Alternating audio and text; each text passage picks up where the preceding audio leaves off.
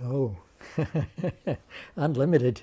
I think immunology is really at the forefront of being able to understand at the molecular level and at the system level a very complicated integrated system. And we're just beginning to do that in other areas of cell biology. I think there are probably more markers on different kinds of immune cells than almost, excuse me, on any other kind of cell. Now, the system is not as complicated as the neurological systems, but I think many of the techniques that have been developed in immunology in terms of imaging techniques and so on being very widely used now throughout cell biology. So I think we have a long way to go. I mean, as I said, I think we're just beginning to recognize the true complexity of biological systems.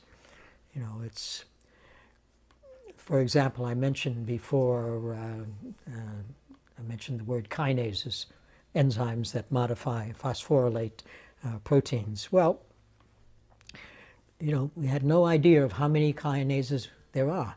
Now we know, I think there are hundreds of them, but they're not 10,000, okay? So we have some idea about how many there are. We have some idea of how many different kinds of lymphocytes there are. It's not an infinite amount, but it's a very large amount. And the whole immune system consists of, I don't know, I guess 20s different kinds of cells, and how they interact and so on, beginning to set some limits. But the complexity is enormous.